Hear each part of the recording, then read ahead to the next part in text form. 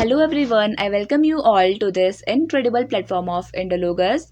तो आज की इस वीडियो में हम डिस्कस करने वाले हैं about an important topic of history and that is peasant and the tribal movement in India. तो इस टॉपिक से रिलेटेड अराउंड 30 एमसीक्यूज डिस्कस करेंगे। तो ये आपके लिए एक रिवीजन टाइप ऑफ वीडियो रहेगा जहाँ पे हम पर क्वेश्चन के साथ उस मूवमेंट को डिटेल में डिस्कस करेंगे। तो अगर आपने अभी तक ये टॉपिक नहीं पढ़ा है तब भी आप इस वीडियो को देख सकते हैं। तो चलिए इस वीडियो को स्टार्ट करते हैं विद आवर फर्स्ट क्वेश्चन, जो है where did the Ramosi movement take place. Correct answer हो जाएगा इस क्वेश्चन के लिए ऑप्शन नंबर सी, यानी कि महाराष्ट्र। तो बेसिकली जो ये रामोसी मूवमेंट है ये महाराष्ट्र में हुआ था, ये आपको ध्यान में रखना है। The Ramoshi were the people who served in the lower ranks of the Maratha army and police in the districts of Satara, Pune etcetera of the Maharashtra state. तो बेसिकली जो रामोसी थे ये ट्राइबल पीपल थे महाराष्ट्र स्टेट के, जो बेसिकली काम करते थे इन द मराठा आर्मी और मराठा पुलिस में ये काम करते थे। तो जब ब्रिटिशर्स ने इंडिया को एनेक्स करना स्टार्ट किया, एक तरीके से इंडिया में अपना कब्जा जमाना स्टार्ट किया, तब क्या हुआ कि जो ट्राइबल पीपल थे, ये रामोसी जो पीपल थे, इनको काफ़ी डर लगा। अब सेंस ऑफ फियर इनके मन में आ गया कि अब इनकी लाइवलीहुड इनसे छिन जाएगी। तो इन दैट केस इन्होंने मूवमेंट स्टार्ट किया अगेंस्ट द ब्रिटिश गवर्नमेंट। ये आपको ध्यान में रखना है। तो अगर हम बात करें ये मूवमेंट कब तक चला था, तो 1829 तक ये मूवमेंट चला था, जब फाइनली ब्रिटिशर्स ने कुछ रामोसी पीपल को ब्रिटिश आर्मी में रिक्रूट कर लिया था। So the Ramoshi uprising took place in 1822 under the leadership of Chittoor Singh. 1822 में इनके लीडर थे चित्तूर सिंह, इनका नाम आपको ध्यान में रखना है। एंड 1824 में इनके लीडर थे उमाजी नायक। Umaji Nayak, I am writing here UN. Umaji Nayak was the leader of this Ramosi uprising in 1824. ये भी आपको ध्यान में रखना है, ये भी आपसे पूछा जा सकता है। So they so Chittur Singh he fought against the new pattern of the British administration. तो basically ये movement start हुआ था to change the new pattern of the British administration in India. तो ईस्ट इंडिया कंपनी के against basically इन्होंने अपना movement start किया था। So next question, who among the following were the leaders of the Indigo Revolt? Correct answer हो जाएगा इसके लिए ऑप्शन नंबर ए, यानी कि दिगंबर बिश्वास एंड विष्णु विश्वास। तो दिगंबर बिश्वास and Vishnu Biswas they were the main leaders of the indigo revolt. Indigo revolt की बात करें तो ये बंगाल में हुआ था and the main leaders were the Vishnucharan Biswas and the Digambar Biswas, the Bishwas brothers from the Naida, and Naida it is located in Bengal. Other leaders of the revolt included Kadir Mullah, Pabna, and the Rafiq Mondal of Maida.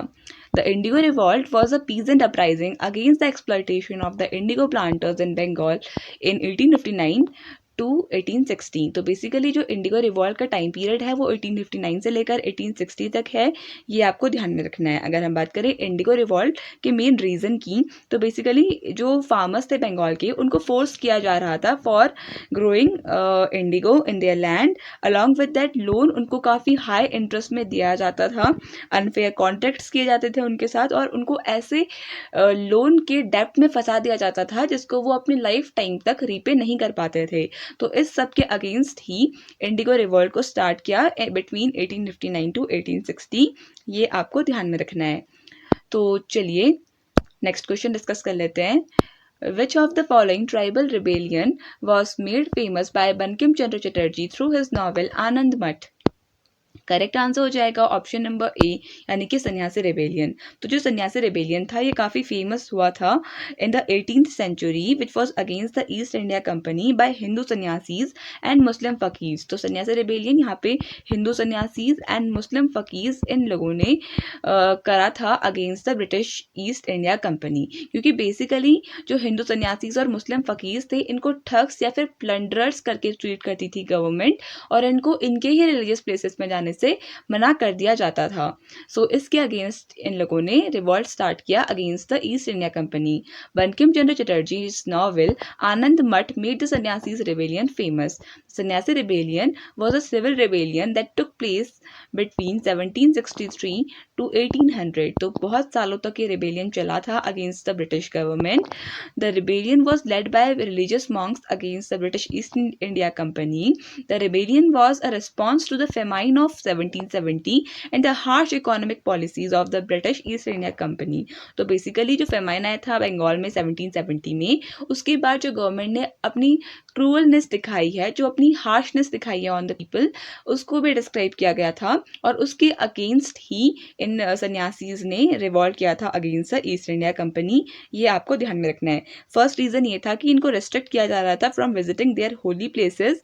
Along with that जो बंगाल में famine हुआ था 1770 का, उसके बाद काफ़ी ज़्यादा distress का माहौल हो गया था बंगाल में, और उस टाइम पर भी British East India company taxation काफ़ी हाई रख रही थी और इनको काफ़ी हाई टैक्सेस देने पड़ रहे थे, जिसके अगेंस्ट इन्होंने इस रिवोल्ट को स्टार्ट किया. ये आपको ध्यान में रखना है. और बेसिकली जो ये रिवॉल्ट है, ये कौन कौन सी 2 मेन सिटीज़ में हुआ था, आपको सिटीज़ का नाम मैं यहाँ बता देती हूँ. मुर्शिदाबाद एंड बैकुंठपुर ऑफ बंगाल से ये रिवोल्ट स्टार्ट हुआ था. इसके अलावा अगर हम बात करें आनंद मठ की, तो ये 1882 में पब्लिश हुई थी. और बेसिकली जो ये आनंद मठ बुक है, इसमें से ही हमारा जो नेशनल सॉन्ग है, जिसको हम वंदे मातरम कहते हैं, Vande Mataram which is a national song, it is also taken from Anand Math, written by Bankim Chandra Chatterjee. तो चलिए नेक्स्ट क्वेश्चन देख लेते हैं. What was the place of Champaran movement? Very common and very famous question and very easy question. Correct answer हो जाएगा इसके लिए option number C, यानी कि बिहार. तो बिहार में चंपारण मूवमेंट हुआ था, ये आपको ध्यान में रखना है. So the Champaran Satyagraha was a peasant uprising led by Mahatma Gandhi in the Champaran district of Bihar. तो देखिए चंपारण मूवमेंट ये फर्स्ट मूवमेंट था जिसको महात्मा गांधी ने स्टार्ट किया था इंडिया में. ये भी आपने ध्यान में रखना है 1916 में. The farmers in the region revolted against the British power against the imposed indigo cultivation between 1914 to 1916. तो बेसिकली 1914 से लेकर 1916 के बीच में यहाँ अपराइजिंग हो रही थी जो फार्मर्स कर रहे थे बेसिकली, और हर बार वो फेल हो रहे थे. Then finally Mahatma Gandhi visited Champaran और इन्होंने इस चंपारण मूवमेंट को सक्सेसफुल बनाने में अपना योगदान दिया. अगर हम बात करें चंपारण मूवमेंट की, तो ये भी इंडिगो प्लांटेशन के अगेंस्ट ही थे. बेसिकली जो चंपारण सत्याग्रह था, ये एक फार्मर्स अपराइजिंग था जो 1916-17 के बीच में हुआ था. ये आपको ध्यान में रखना है against the British colonial government for force Indigo cultivation. क्योंकि देखिए जो इंडिगो एक क्रॉप होती है जिसको नील कहा जाता है, तो बेसिकली इसको डाई वगैरह में यूज़ करने के लिए ब्रिटिशर्स फोर्स कर रहे थे इंडियंस को यूज़ करने में. देन अगर हम बात करें इंडिगो की, तो इंडिगो एक ऐसी क्रॉप होती है, अगर उसको सॉइल में एक बार लगा दिया जाए तो अगली बार वो फूड क्रॉप को ग्रो करने के काम की नहीं रहती, यानी सॉइल अपनी फर्टिलिटी खो देती है.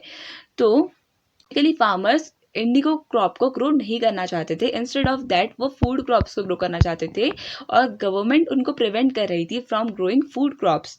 तो इसलिए इंडिगो रिवॉल्यूशन स्टार्ट हुआ या इंडिगो रिवॉल्ट स्टार्ट हुआ इन बिहार. ये आपको ध्यान में रखना है. इसके अलावा काफ़ी लो वेजेस दी जाती थी, फॉर लो कॉस्ट दी जाती थी इंडिगो के लिए. इनको फोर्स किया जाता था इंडिगो को ग्रो करने के लिए, इनके साथ हैरेसमेंट होता था और इनके लैंड को यूज़ किया जाता था. तो ये सब चीज़ें भी आपको ध्यान में रखनी है. तो चलिए नेक्स्ट क्वेश्चन डिस्कस कर लेते हैं, and that is where did the Eka movement took place? Correct answer हो जाएगा इसके लिए ऑप्शन नंबर सी, यानी कि उत्तर प्रदेश. तो एका का मतलब होता है सिंगल यानी यूनिटी.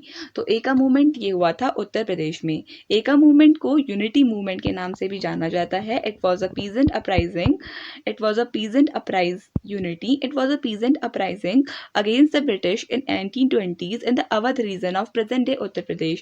तो अवध के एरियाज में ये जो मूवमेंट था ये हुआ था, ये आपको ध्यान में रखना है. The Eka movement was a peasant movement that took place between 1921 to 1922. The movement was primarily against the British and was led by Parsi tribal peasants. तो Parsi tribal peasants ने इस मूवमेंट को स्टार्ट किया था, ये आपको ध्यान में रखना है. The movements main demands were to reduce rent, which was often more than 50% of recorded rent, and to end the operation of the ठेकेदार. तो ठेकेदार जो थे उनके ऑपरेशन को कम करने के लिए, और जो इनसे रेंट लिया जा रहा था वो 50% ज़्यादा था फ्रॉम द नॉर्मल रेंट, इसको रिड्यूस करने के लिए ये एका मूवमेंट को स्टार्ट किया गया था. ये आपको ध्यान में रखना है. इसका मेन जो गोल था या मेन एम था was to improve the condition of poor peasants of the region. तो पुअर पीजेंट्स की कंडीशन को इम्प्रूव करने के लिए, क्योंकि एक तो इनसे फोर्स लेबर कराया जाता था और इनको काफ़ी लो पे किया जाता था और इन पे रेंट भी काफ़ी ज़्यादा लगता था. तो इन सबको एक तरीके से इरेडिकेट करने के लिए, हटाने के लिए ये जो एका मूवमेंट है ये स्टार्ट हुआ था यूपी में. ये आपको ध्यान में रखना है. और इसके मेन लीडर्स की बात करें तो इनिशियली तो ये सपोर्ट किया कांग्रेस ने, एंड खिलाफत मूवमेंट ने. लेकिन बाद में इस मूवमेंट को किसने चलाया? तो राइट आंसर हो जाएगा इसके लिए मादरी पासी. तो मादरी पासी लेटर इस मूवमेंट के मेन लीडर बन गए थे. ये आपको ध्यान में रखना है. तो चलिए नेक्स्ट क्वेश्चन देख लेते हैं. Who was the leader of Chuar movement? तो यानी सिंपली अगर हम बात करें who started the Chuar movement, आपको इस क्वेश्चन में बताना है. राइट आंसर हो जाएगा ऑप्शन नंबर बी, यानी कि राजा जगन्नाथ. तो राजा जगन्नाथ इन्होंने चुआर मूवमेंट को स्टार्ट किया था. ये आपने ध्यान में रखना है. लेकिन काफ़ी बार आपको दुर्जन सिंह इनका नाम देखने को मिलेगा. तो मैं आपको ये भी क्लियर कर देती हूँ कि दुर्जन Singh he was the leader of the Chuar rebellion of 1798 to 99 when the revolt was in peak. तो बेसिकली जो चुआर जो मूवमेंट था बेसिकली ये काफ़ी सालों तक चला, लेकिन जब जो ये रिवॉल्ट है ये अपने पीक टाइम पर था 1798 से 1799 के बीच में, तब दुर्जन सिंह इसके लीडर थे. ये आपको ध्यान रखना है. रिवॉल्ट की बात करें तो 1766 से लेकर 1800 के बीच में ये रिवॉल्ट चला और पीक टाइम 1798 से लेकर 99 के बीच में आया और यहाँ पर दुर्जन सिंह इसके लीडर थे. लेकिन इस मूवमेंट को स्टार्ट किया था राजा जगन्नाथ ने, इसलिए आपको कंफ्यूज नहीं होना है. मैंने आपको पहले ही चीज़ें क्लियर कर दी हैं. सो the chuar was a derogatory word for the local tribals in Bengal meaning pig. तो बेसिकली चुआर ये एक डेरोगेटरी वर्ड है, यानी एक तरीके से हम कह सकते हैं एक सेल्फ रिस्पेक्ट वाला वर्ड नहीं है जो यूज़ किया जाता था for the tribal people of Bengal, जिसका मतलब पिग होता है. The rebellion was a response to the famine, increased taxes, oppressive demands and economic distress.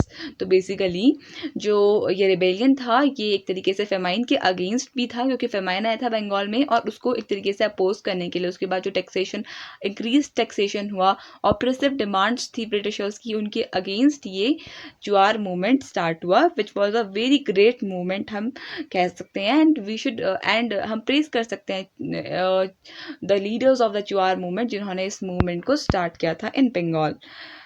और अगर हम बात करें रेबेलियन के पीक की तो दुर्जन सिंह थे पीक में इसके लीडर. ये भी आपको ध्यान में रखना है. चलिए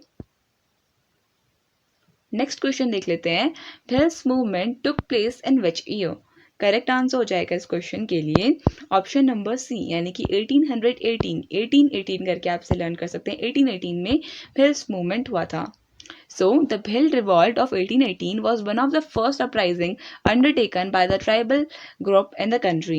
The reason for the uprising was the brutal treatment of the Bhils at the hands of East India Company, who denied them their traditional forest rights and exploited them. तो basically आप देख सकते हैं कि जो maximum revolt हुए थे they were government and the East India Company, क्योंकि ये इतनी ज़्यादा क्रूअल थी, इतने ज़्यादा ऑपरेशन करा था इसने इंडिया में कि people belonging to each and every category, people belonging to each and every area of the country, they were highly unsatisfied from the rule of the British.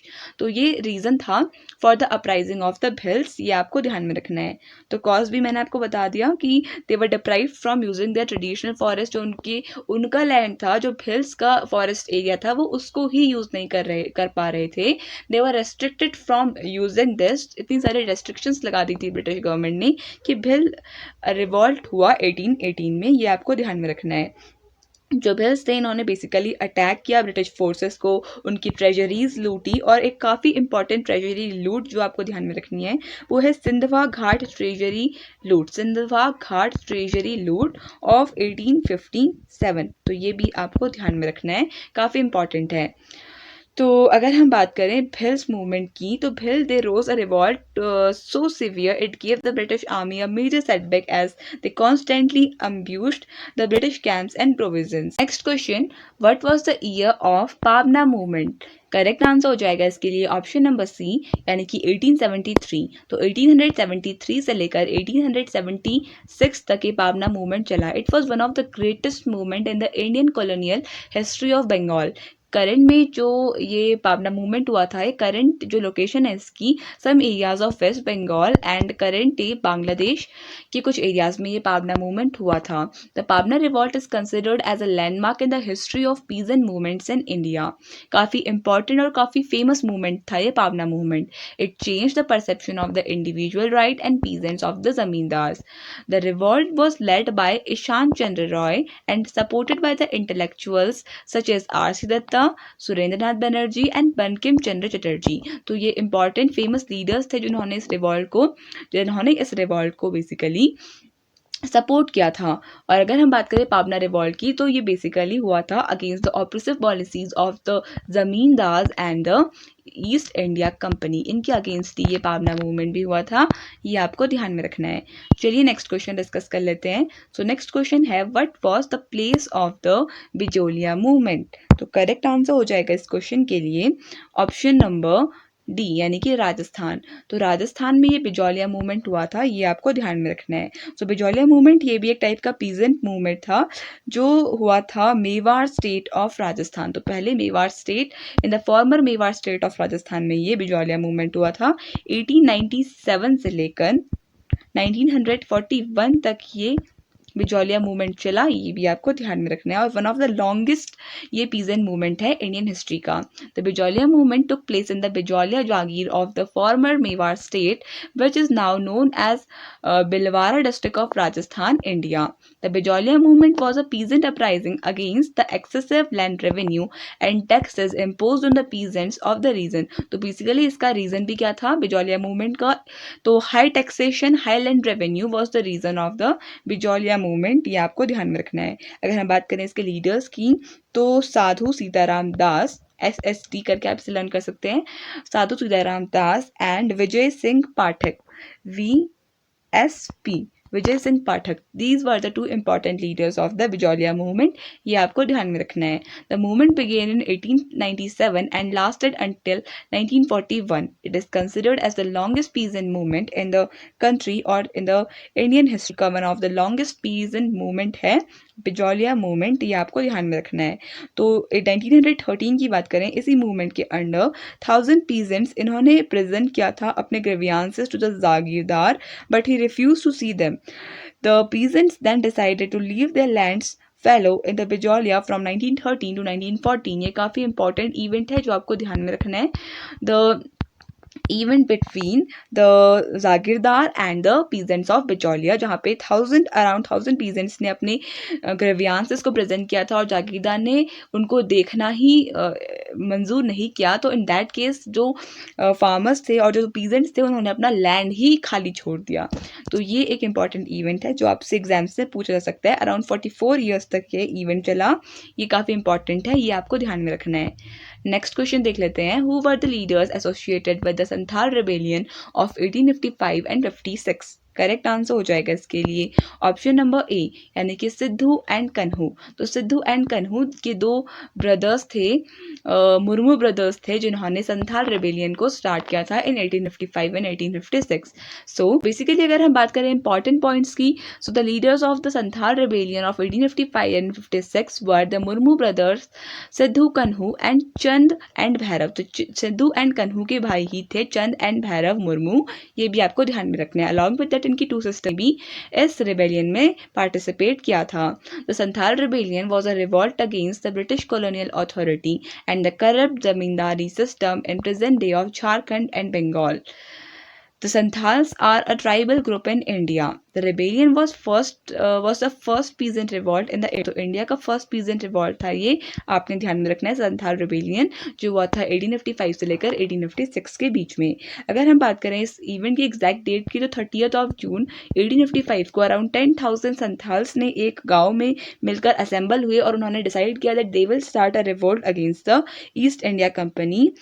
ये भी आपने ध्यान में रखना है। इस रिवॉल्ट का सिग्निफिकेंस ये है कि ये one of the most significant example है of indigenous resistance to the colonization before the great uprising of 1857। यानी 1857 का जो फर्स्ट वॉर ऑफ इंडिपेंडेंस था, इससे पहले एक इंडिजीनियस रिवॉल्यूशन, एक इंडिजीनियस रिबेलियन की तरह ये संथाल रिबेलियन को देखा जाता है, इसलिए काफ़ी इंपॉर्टेंट है ये, जो आपको ध्यान में रखना है। अगर हम बात करें इसके अलावा इनकी 2 सिस्टर्स का नाम क्या था, तो फूलो एंड झानो, P&J, फूलो एंड झानो वर द सिस्टर्स, जो इंपॉर्टेंट लीडर्स थी इस संथाल रिबेलियन की।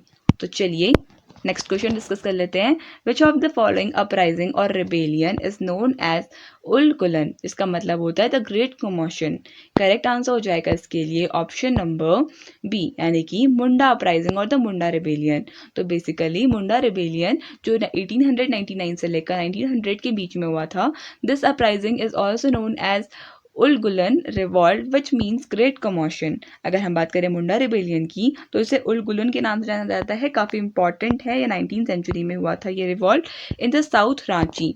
तो रांची यानी झारखंड में ये रिवॉल्यूशन हुआ था, ये आपको ध्यान में रखना है। इसका एम था टू स्टैब्लिश मुंडा राज। मुंडा राज यानी कि सिंपली जो ब्रिटिश जो राज है उसको एक तरीके से हटाकर इनके जो लीडर थे बिरसा मुंडा, उनका राज आना चाहिए, यानी मुंडा राज एक तरीके से लाना इस रिबेलियन का मेन एम था। ये आपको ध्यान में रखना है। इसकी लोकेशन हो गई झारखंड में और इसका आउटकम क्या था, the British captured Birsa Munda and suppress the rebellion. तो फाइनली एट द एंड जो बिरसा मुंडा थे उनको ब्रिटिशर्स ने पकड़ लिया था और जो ये रिबेलियन था ये एक तरीके से सप्रेस कर दिया था ब्रिटिश गवर्नमेंट ने। But even after the suppression of the Birsa Munda, लोग ऐसा बिलीव करते थे कि ये एक ना एक दिन मुंडा राज जरूर आएगा।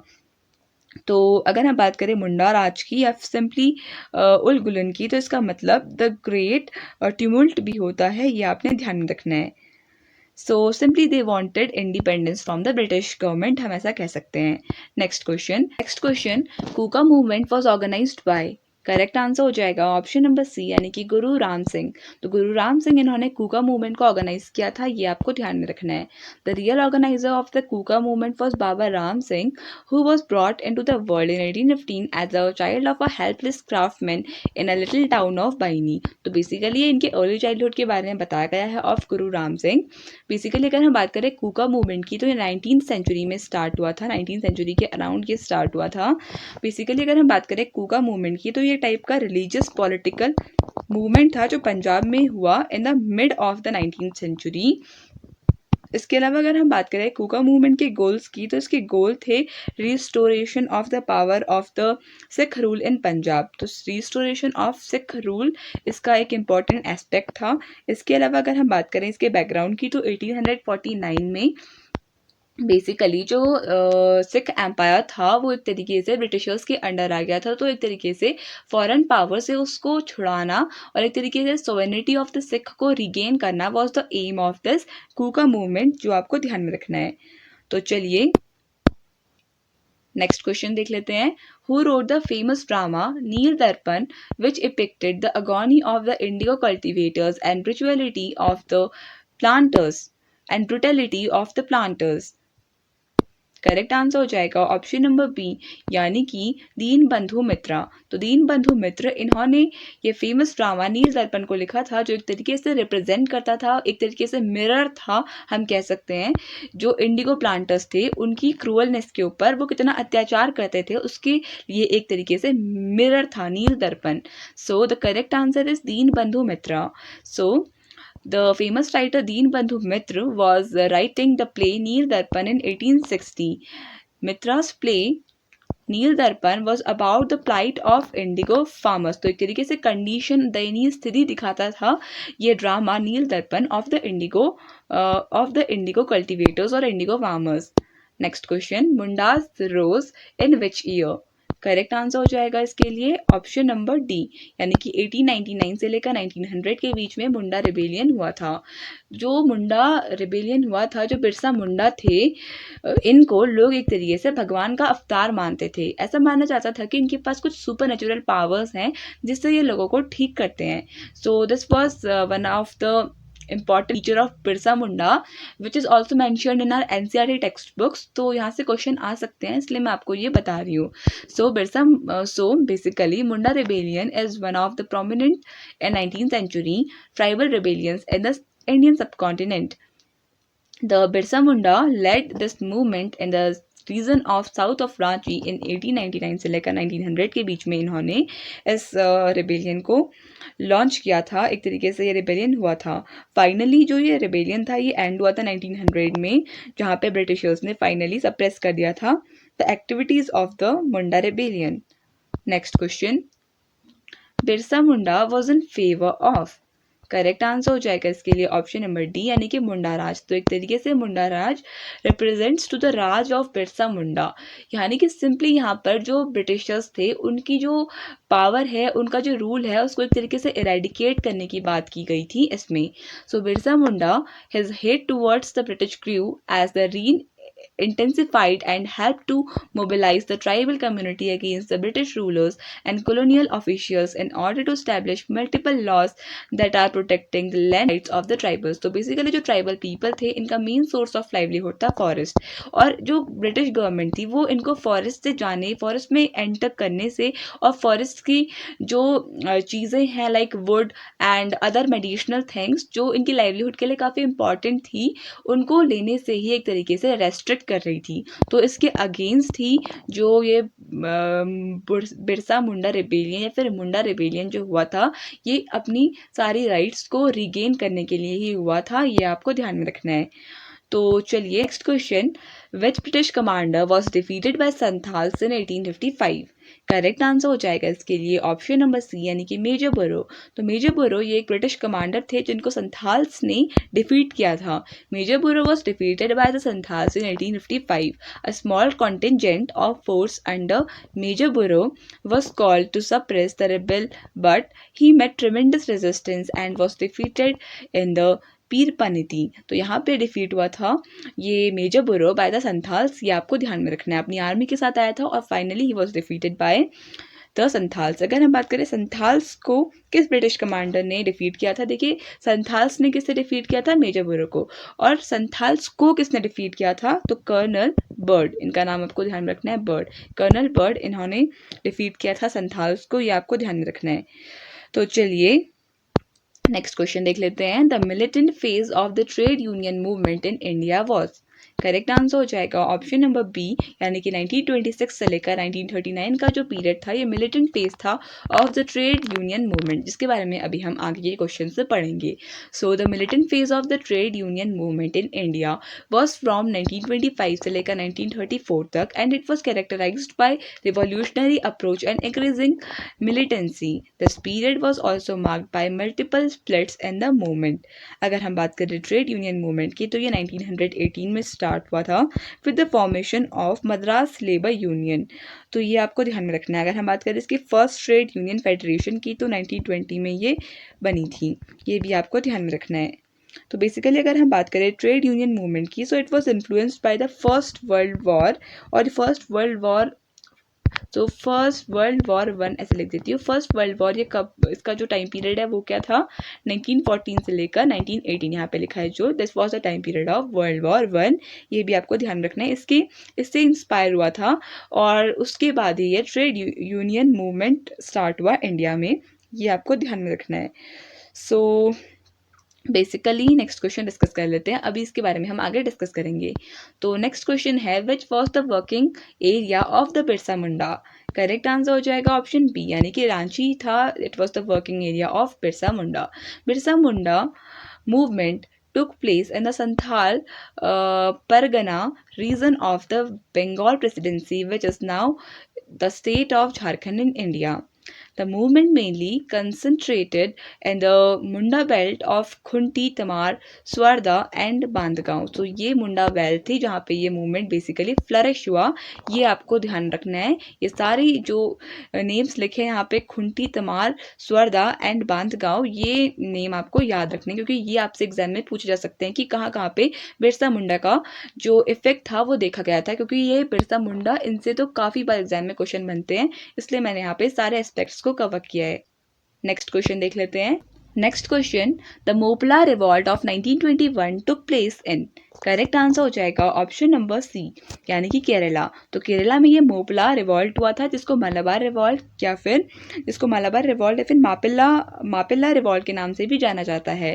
खिलाफत meetings in Malabar fueled communal sentiments among the Moplahs, जो मुस्लिम पीपल थे, leading to a movement against the British and Hindu landlords in Malabar. तो बेसिकली जो हिंदू लैंडलॉर्ड्स और जो ब्रिटिशर्स थे, they were highly exploiting the Moplahs या फिर simply the Muslim people living in the areas of Malabar. तो इनके अगेंस्ट, हिंदू लैंडलॉर्ड्स और ब्रिटिशर्स के अगेंस्ट ये मोपला रिवॉल्ट हुआ था।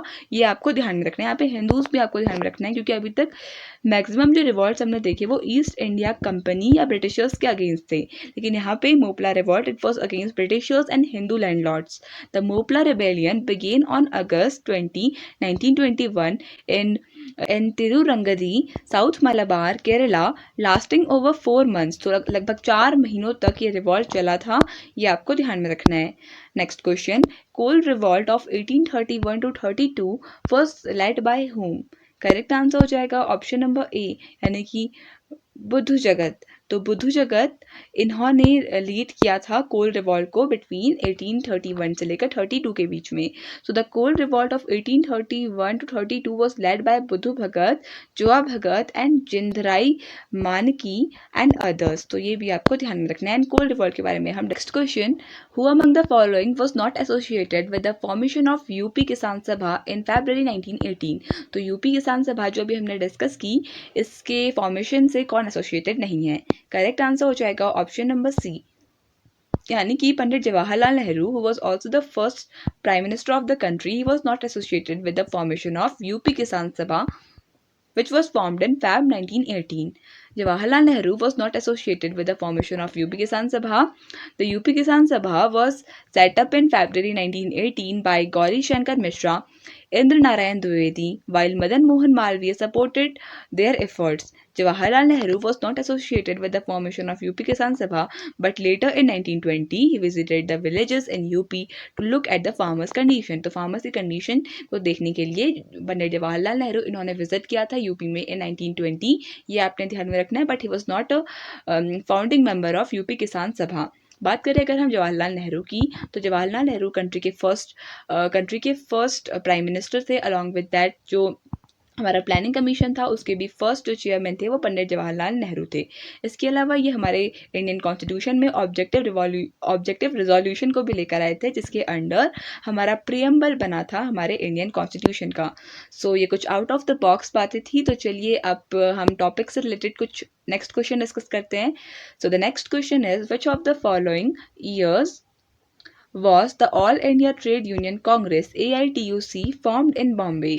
करेक्ट आंसर हो जाएगा ऑप्शन बी, यानी कि 1920 में AITUC का फॉर्मेशन हुआ था, All India Trade Union Congress. The founding conference और the first session of AITUC began in October 31, 1920।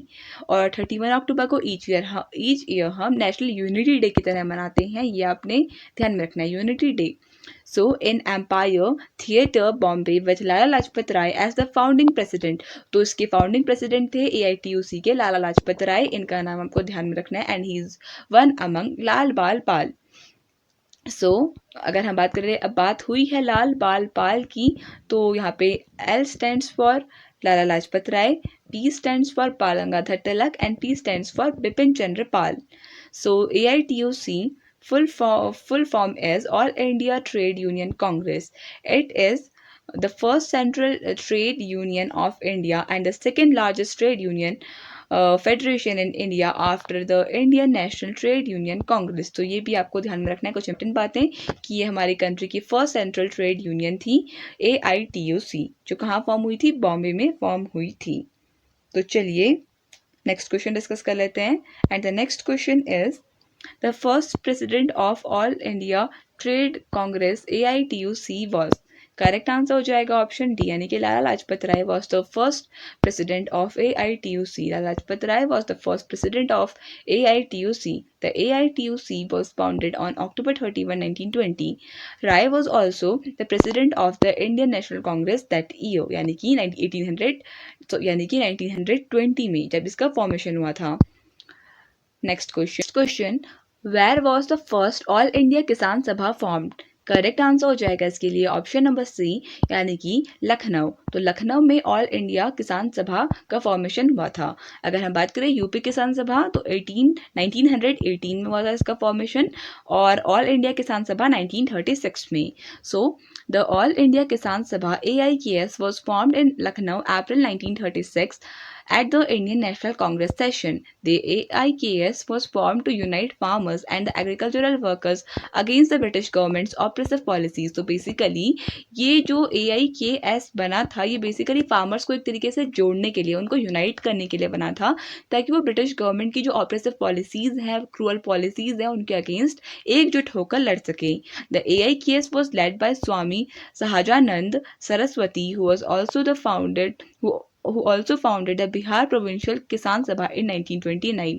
तो देखिए ये किससे, अगर हम बात करें AIKS को किसने लीड किया, तो स्वामी सहाजानंद ने इसे लीड किया, ये आपने ध्यान में रखना है। NG Ranga was elected as the AIKS general secretary, तो ये भी आपने ध्यान में रखना है। Some important things to note. Next question, who presided over the first session of all India Kisan Sabha. Correct answer हो जाएगा ऑप्शन ए, यानी कि Swami Sahajanand. Swami Sahajanand Saraswati presided over the first session of All India Kisan Sabha in 1936 in Lucknow. He was also the founder of AIKS, a peasant movement that addressed the problems of farmers against the zamindari system and the British government. So with this we come to an end of this video. I hope आपको ये video पसंद आया होगा. So thank you so much for watching this video and I would like to wish you all the very best for your coming examinations.